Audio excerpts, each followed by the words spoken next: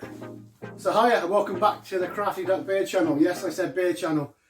Today I've got a guest, I've got Ryan, and we're doing whiskey.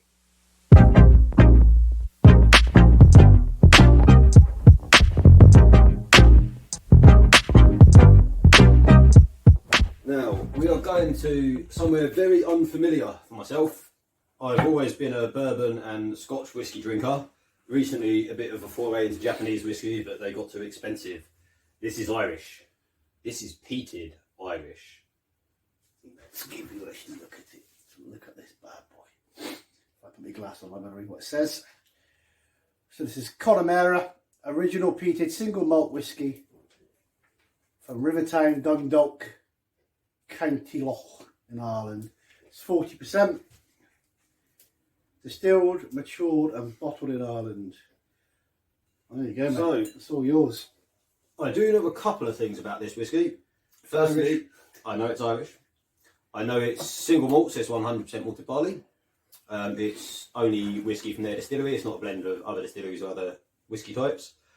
I know that a lot of Irish whiskey is done in column stills, but I know that this one is done in pot stills. And I know that predominantly Irish whiskey is triple distilled, made much easier by a column still because they can just cycle it 3 times, whereas in a pot still they'd have to put it in, empty it, either into another pot and do it 3 times like that. This is double distilled, as the guys at this distillery believe that you lose some of the kind of real rich full bodiness if you over distill your whiskey. So what we kind of try to do with the selection we've got in the bar is it's kind of cover all the bases, have all the regions, and have Ireland, but do it differently. I mean, you've all heard of Talisker generally. Yeah. We've got the 18-year-old. You've all heard of Jameson's, or we apply between. It was either the Connemara or the Green Spot, and we kind of peated. It's a very good segue into where we're going after this. But more importantly, I've never tried it, and I really wanted to.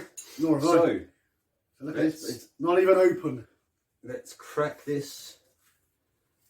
Crack this open. There we go. Oh, there's a noise as well. I'll wait till it's in the glass to have a sniff. I'm excited to see the colour because in this green bottle it's going to be really light, isn't it? It's pale.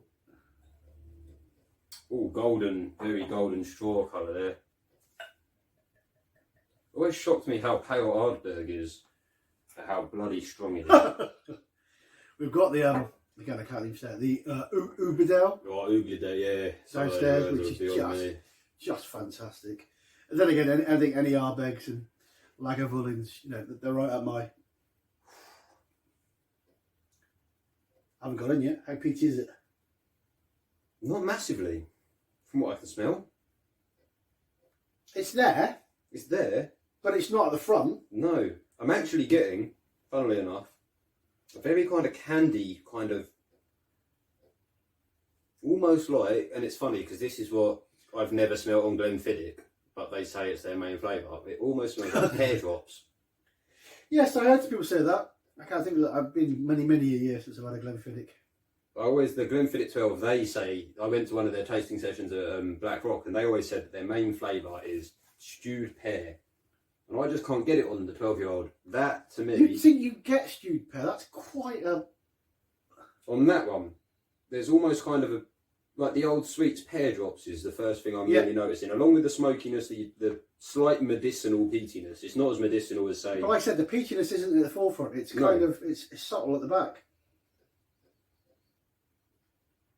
Yeah, it is pear drop or something like that, isn't it? It's definitely what I'm getting. A old school... Big bottles on the back of a candy shop, something pear or pine, not cola cube for sure, but no, it's pear drops. I can smell it now. Maybe I've said it too many times, and but no, it's well.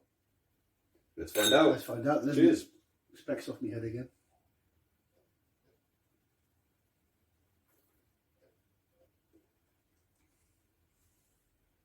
Now that is smooth.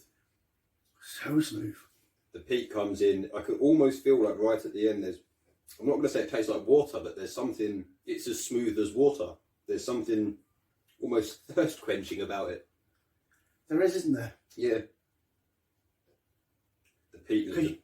You read peated and you're thinking, this is why we did it towards the end, because we didn't want it to kind of blow your head off. Yeah, and then not taste anything else after it. But that's really smooth. I don't know whether it's because we've been drinking other stuff. I suppose we'll find out next when we do the Tartar 18, won't we? Might also be the first one we've hit as low as 40%. That might make a difference.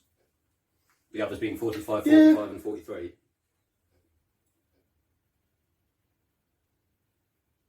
There's a slight, there's floral as well. Now that I've had a sip, I'm getting more like a kind of, not necessarily flowers, but a floral smell. Kind of soapy? Almost. More like a... Like an old-fashioned... Like a meadow. Like fresh... That's really easy to drink.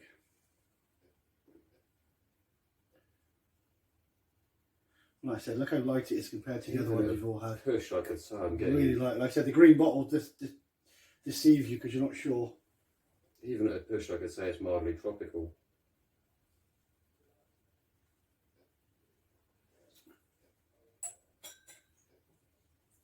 I'm very impressed. I normally don't drink a lot of Irish whiskey. I find it overly sweet. Yeah, so if I had a customer in a box standard normal bar and they wanted an entry level, I'd use Jameson's. I think it's sweet and easy to drink. Yeah, really, really easy. Doesn't cause much issue, you know. And then you, for people who've been doing this as long as we have, you can kind of judge from there where they're going to go. It's kind of how we do with beer down here. Yeah. It lingers as well in taste. I think the peaty smokiness lingers. I can still smell the peat on there after the water, and that's but the peatiness is really well harmonised with sweetness there, because peated whiskey tends to be a bit of a bomb, you know, a bit of a real hefty big thing going on. That's really soft. It's almost peat light, diet peat. I can taste the peat now on the aftertaste. It's not massive in the taste. It's not massive in the smell. It's at the back of the smell, I think. It's when you breathe out. Yeah, it's on my tongue. It's there. Like I said, well, I just swapped out glasses because. I mean that's smoky as you like. Yeah, it's very well balanced with the sweetness though, which is really rather nice. I'm impressed, Ireland. That's And I don't think it costs a rod, to be honest. Shot straight to the top of my Irish whiskey list. My very small Irish whiskey list. Yeah, Irish whiskey list of one, yeah? No, the Irishman I had, and it was delicious. Okay. And I had one other that I keep seeing Green Spot mentioned, but I haven't tried it yet. So I can't remember the name of it, but very nice. So yeah, that was our token Irish. You've always got to include them when you're talking about whiskey.